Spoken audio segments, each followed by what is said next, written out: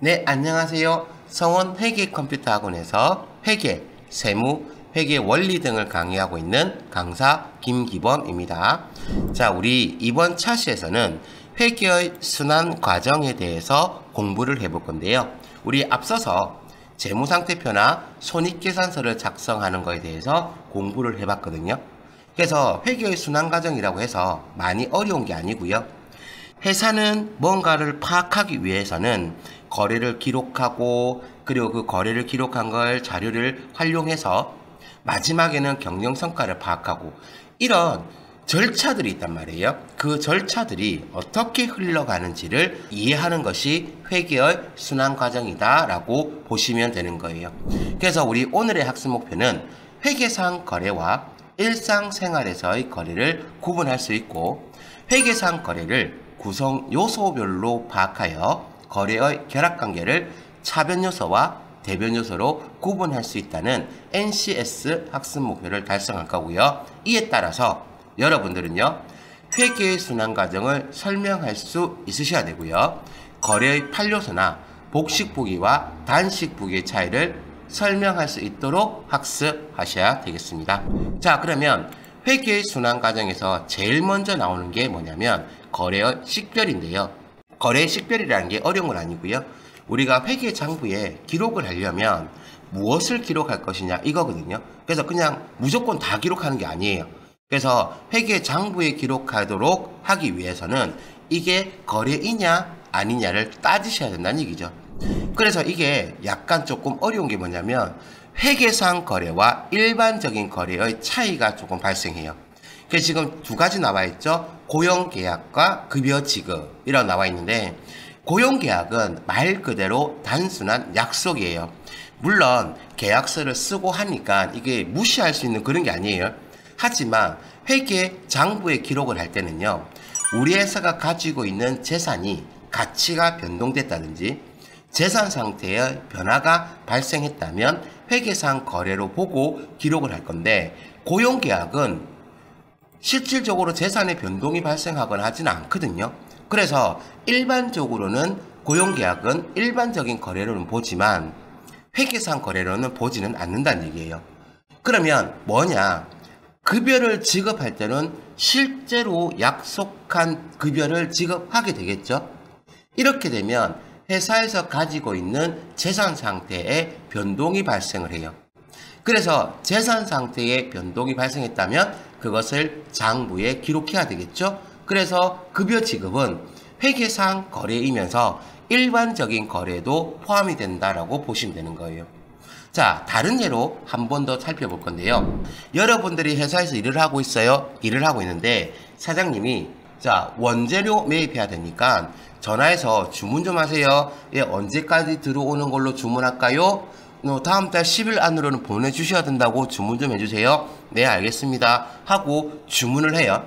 그러면 주문을 한 건 재산 상태 아직 변화가 발생하지 않았어요.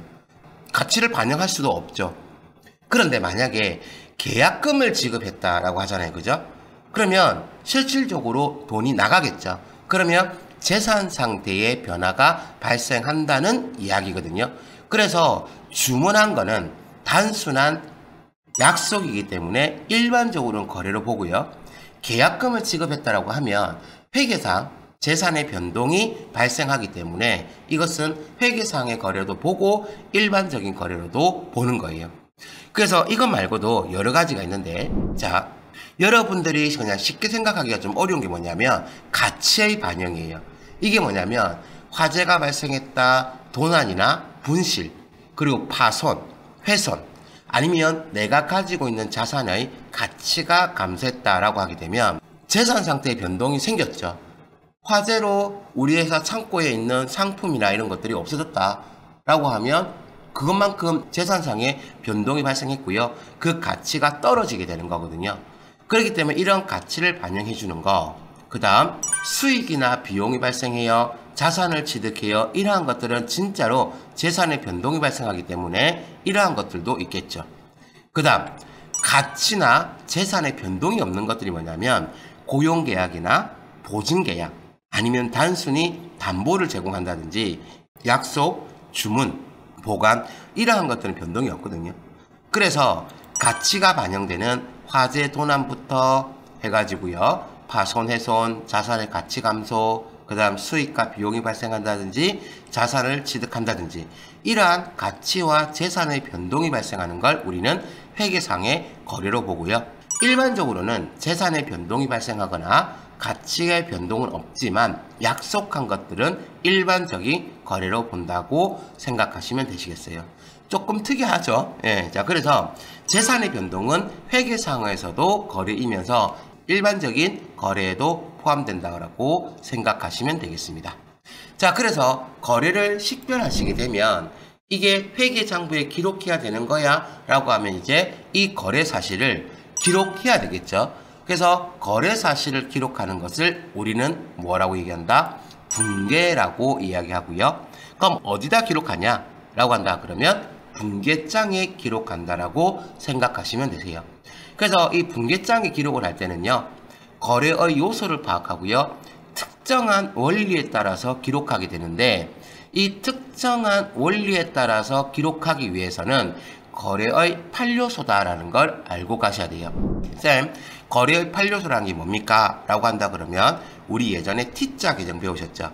그래서 왼쪽을 차변이라고 이야기했고 오른쪽을 대변이라고 이야기했어요. 그래서 왼쪽 차변에 기록되는 걸 차변 요소라고 얘기하고요, 오른쪽 대변에 기록되는 걸 대변 요소라고 이야기를 합니다. 그러면 차변 요소에는 뭐가 있냐? 자산이 증가하고 부채가 감소하고 자본이 감소하고 비용이 발생하고 이러한 것들을 기록하는 게 뭐가 된다? 차변 요소가 되는 거고요.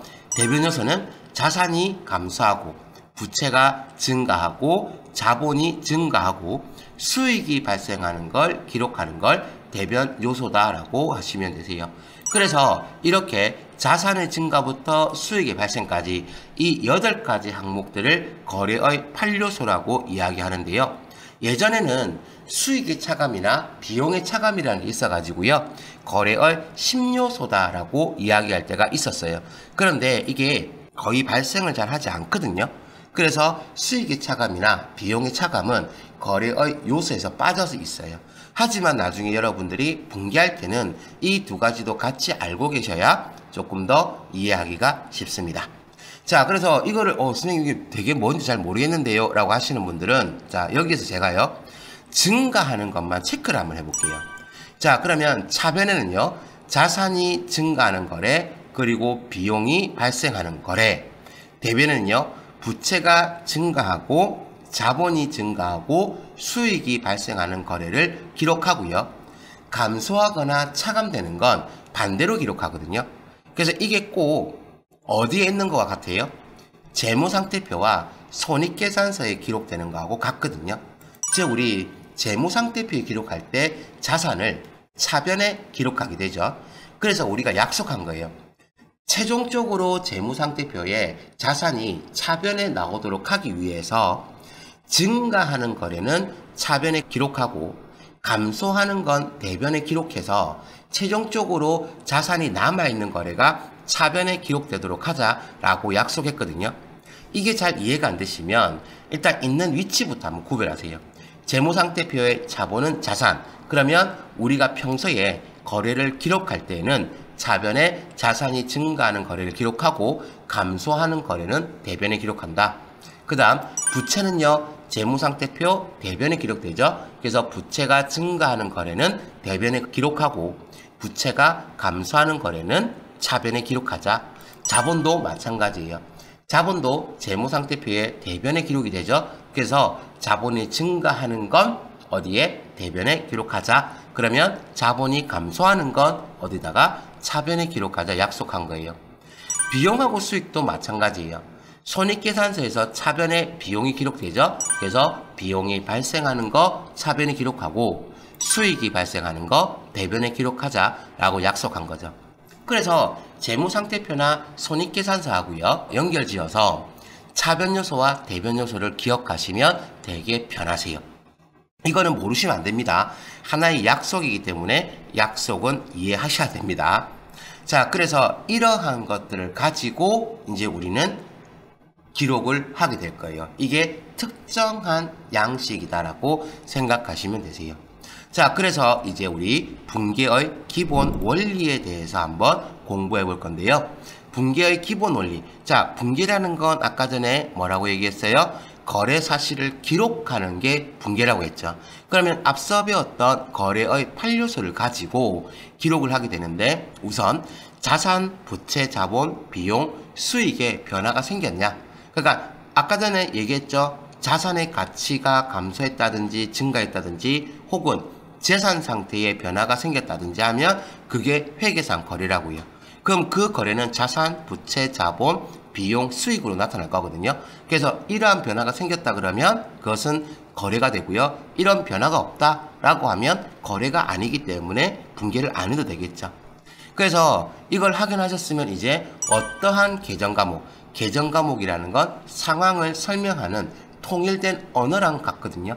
그래서 계정 과목, 어떤 계정 과목을 쓸 것인지 확인하고 이 계정 과목이 증가했는지 감소했는지 그리고 금액은 얼마인지를 확인하고 회계 등식이라는 게 있거든요. 이게 뭐냐면 차변의 합계와 대변의 합계는 늘 같아야 된다라는 하나의 원칙이 있어요. 그래서 이 회계 등식을 만족하는지 확인하고요. 그 다음 이제 다 확인했다 그러면 회계 프로그램에 입력하든지 아니면 분계장에 기록하든지 이렇게 되는 게 분계의 기본 원리가 된다고 생각하시면 되는데, 이걸 순서대로 다 하시라는 게 아니에요.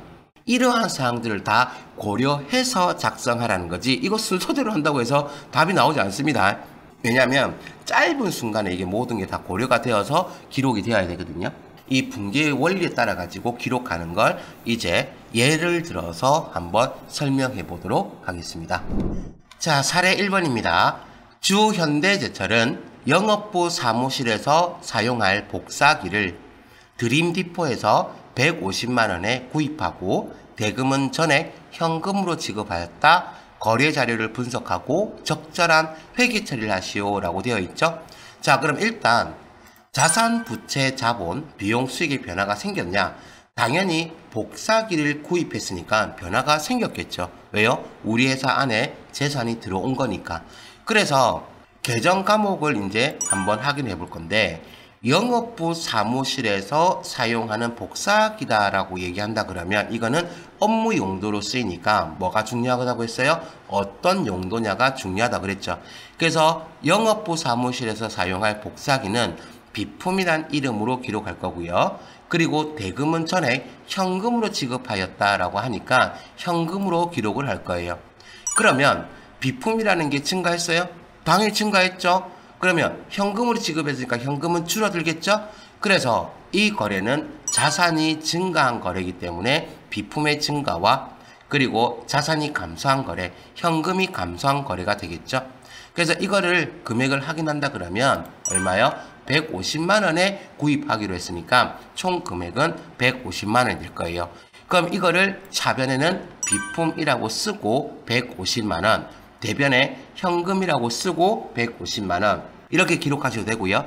아니면 중간에 사선을 꺼가지고 왼쪽은 차변, 오른쪽은 대변 이렇게 보시고 기록하셔도 돼요. 그래서 이렇게 기록하고 나면 차변 총 합계가 얼마예요? 150만원. 대변 총 합계가 얼마예요? 150만원. 그러면 차변의 금액과 대변의 금액이 같죠? 이거를 분계할 때마다 확인해 주셔야 돼요. 물론 한 줄, 두 줄 정도 들어가면 바로바로 확인이 되기 때문에 문제는 없겠죠.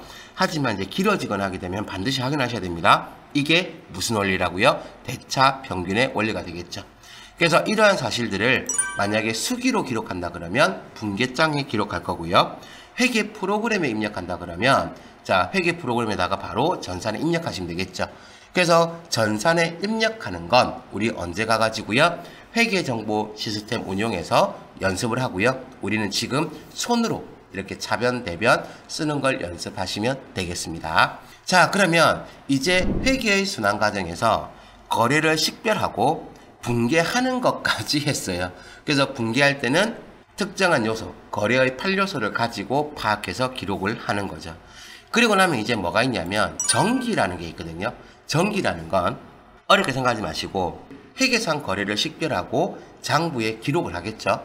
그러면 그 기록해 놓은 것 중에서 특정 계정 과목이나 아니면 우리 회사에서 활용해야 되는 정보가 나머지는 다 필요 없고 현금만 알고 싶어, 아니면 비품만 알고 싶어, 이런 식으로 하나씩 모아가지고 전체가 어떻게 되는지를 파악할 수 있도록 해놓은 것이 뭐가 되냐면 총계정 원장의 계정별로 기록하는 건데, 이걸 우리는 정기라고 이야기를 해요. 그래서 회계 정보가 제때 활용되려고 하면 당연히 필요할 때마다 어떤 정보들을 확인할 수 있겠죠.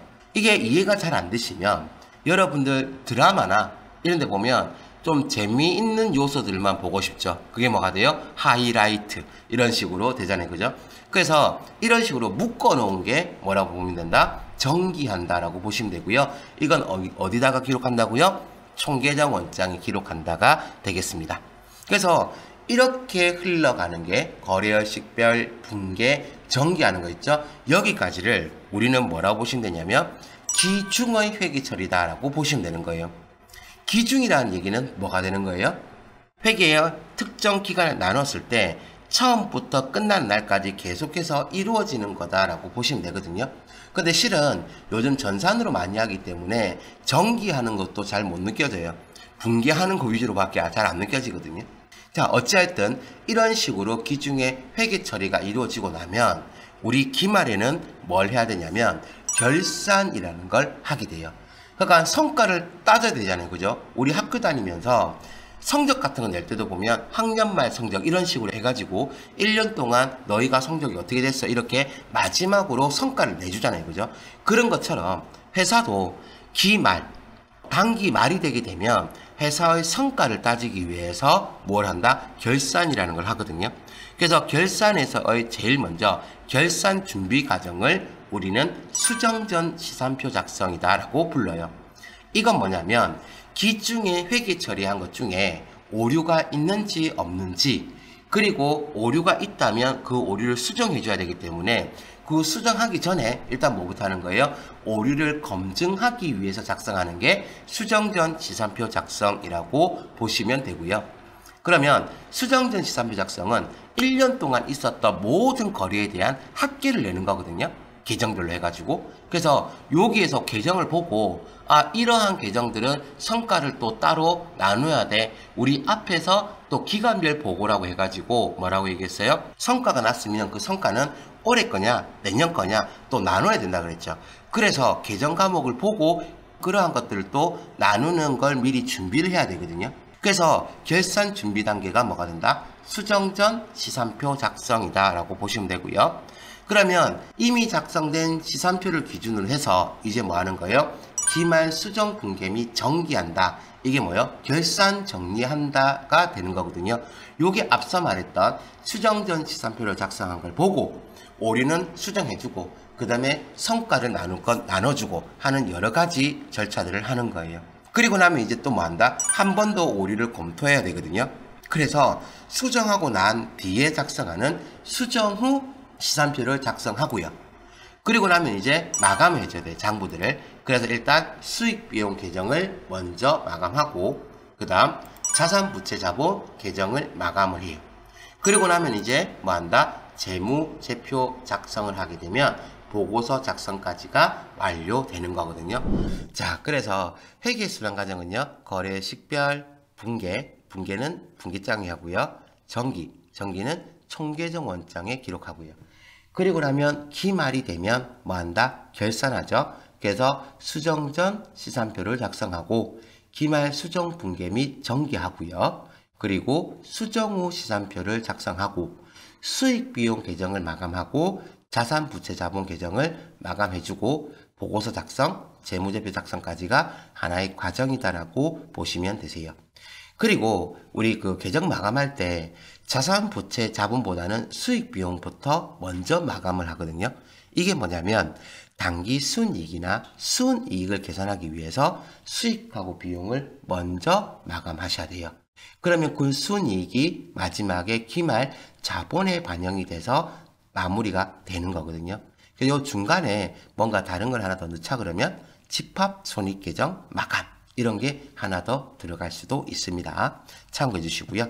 자, 결산의 절차가 너무 복잡하다 보니까 이거를 줄여서 얘기하기도 하거든요. 그래서 결산 준비 과정을 시산표 작성이라고 보고요. 기말 수정 분기부터 자산 부채 자본 개정을 마감하는 걸 전부 다 합쳐서 결산의 본 절차라고 이야기하고 총계정 원장을 마감한다 라고도 이야기합니다. 그래서 줄여서 얘기하면 이런 식으로도 얘기할 수 있습니다. 기억해 두세요. 자, 그러면 우리가 분계, 거래를 기록할 때는요, 복식부기에 의해서 기록을 하고 있는데요. 자, 단식부기와 복식부기, 이 두 개의 차이에 대해서 한번 알아볼 거예요. 자, 그래서 사례 1번입니다. 주 현대제철은 영업부 사무실에서 사용할 복사기를 드림디포에서 150만원에 구입하고 대금은 전액 현금으로 지급하였다. 거래 자료를 분석하고 적절한 회계 처리를 하시오 라고 되어 있죠. 자, 단식부기는 말 그대로 있는 사실을 그냥 써내려가기만 하면 돼요. 그래서 복사기 구입했다, 현금 지급했다, 얼마? 150만원. 그러니까 특정한 양식이 없기 때문에 여러분들이 바로바로 알아볼 수 있게끔 있죠. 그냥 써놓으시면 되는 거예요. 자, 그래서 단식부기는 우리 뭐 현금 출납장이나 가계부 쓰듯이 쓴다라고 생각하시면 되고요. 복식부기는 우리 앞에서 배웠죠. 자, 영업부 사무실에서 사용할 복사기니까 이건 뭐가 돼요? 업무 용도니까 비품이라고 부를 거고요. 그리고 현금이 나갔으니까 현금이 줄겠죠. 그래서 차변 요소에 자산이 증가한 거 비품 얼마? 150만원. 대변 요소에 자산이 감소한 거 현금 얼마? 150만원. 이런 식으로 차변과 대변으로 나누어서 기록하는 거, 이게 뭐가 된다고요? 복식부기가 된다라고 알아두시면 되세요. 그래서 단식부기는 정리하자면 단식부기는 일정한 양식이 없고요. 복식부기는 일정한 원리에 따라서 기록이 된다라고 알아두셔야 되겠죠. 그래서 여기에서 말하는 일정한 원리라는 건 차변 요소와 대변 요소 나누고 증가냐 감소냐, 그래서 차변에 기록할 거냐 대변에 기록할 거냐, 이러한 것들이 되겠죠. 그래서 단식부기는 자기 검증이 불가하고 복식부기는 자기 검증이 가능하다라고 얘기해요. 우리 앞서서 처음에 분계 기본 원리 설명하면서 제가 대차 평균의 원리를 얘기했죠. 이건 뭐예요? 차변과 대변의 합계는 항상 일치해야 한다라는 게 뭐가 된다? 대차 평균의 원리. 그러면 기록을 해놓고요. 복식부기는 차변의 금액이 맞는지 안 맞는지 확인하고 대변의 금액이 맞는지 안 맞는지 확인하게 되면 그 확인하는 순간 스스로 검증을 하는 게 된다라고 보시면 되겠어요. 그래서 이러한 원리를 가지고 있고요. 그 다음 단식부기는 재무상태와 손익을 파악하기가 어렵고 복식부기는 재무상태와 손익을 파악하기가 쉽다라고 되어 있죠. 그래서 우리 재무상태표나 손익계산서에 기록되는 게 자산, 부채, 자본, 비용, 수익이 되고, 이러한 것들을 파악하기 쉽게끔 하기 위해서 거래의 8요소를 가지고 거래가 발생하게 되면 기록을 하게 되는 거예요. 뭐에 따라서? 거래의 8요소에 따라서. 그렇게 보시면 되겠죠. 그 다음 단식부기는 계정의 모든 변화를 기록하기가 어렵고요. 복식부기는 계정의 모든 변화를 기록할 수 있다가 되겠죠. 그래서 단식부기와 복식부기, 이 두 개의 차이를 알아두시고, 뭐 물론 시험 문제에도 나오긴 하겠지만 이거 두 개가 어떻게 다른지를 알아두시고, 자, 우리는 단식부기를 배우겠어요? 아니면 복식부기를 배우겠어요? 자, 우리는 복식부기를 배우는 거예요. 왜냐하면 기업이 일정 규모 이상이 되면 그때부터는 회사에서 스스로 복식부기로 기록해가지고 회사의 거래 사실을 기록해야 되거든요. 그래서 나중에 부가세 가서 또 설명을 드리겠지만 단식부기는 간이가세잖아. 예, 이제 막 사업 막 처음 시작해가지고요. 그렇게 그 매출액이 얼마 크지 않은 데서 그냥 기록해 놓는 거라고 보시면 되고, 복식부기는 회사가 이제 규모가 좀 돼요. 그러면 복식부기로 기록을 해놔야만 국가에서 그래 너 이거 거래 사실 맞구나 라고 인정해 준다라고 생각하시면 됩니다. 네, 이번에는요 사례를 가지고 얘기를 좀 드릴 건데요. 자, 사례 1번입니다. 결산 예비 절차 중 총계정 원장을 마감 시 제일 먼저 마감하는 계정은 이라고 되어 있는 거 보시죠. 자, 이게 무슨 말이냐라고 한다 그러면, 자, 우리 기초 자본에다가 뭘 더하면 순이익을 더하면 이게 뭐가 된다고 했어요? 기말 자본이 된다고 얘기했죠. 그래서 우리가 재무상태표나 이러한 것들을 작성할 때는 앞에 있었던 내용 중에서 뭔가 정리가 돼서 넘어가야 되는데, 이 순이익이라는 건 뭘로 계산하는 거예요? 수익과 비용으로 계산이 되는 거잖아요. 그죠? 그러려면 수익하고 비용이 먼저 계산이 되어야 자산 부채 자본에 들어가는 걸 마감을 할 수가 있어요. 그렇다면 제일 먼저 마감하는 계정은 이라고 했다면 이거는 비용이나 수익이 먼저 나와줘야 되거든요.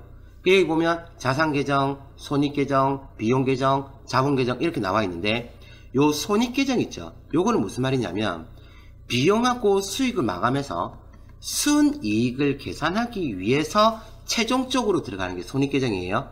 그러면 말 그대로 비용하고 수익이 먼저 마감돼야 되는데 지금 수익은 없죠? 그러면 뭘로? 비용 계정이 제일 먼저 마감하는 계정이다 라고 보시면 되고, 요 내용을 알고 있으시면 회계의 순환 과정에서 얘가 이렇게 흘러가는 흐름을 잡으시기가 훨씬 더 편하실 거예요. 예, 그래서 요거 꼭 기억해 두세요.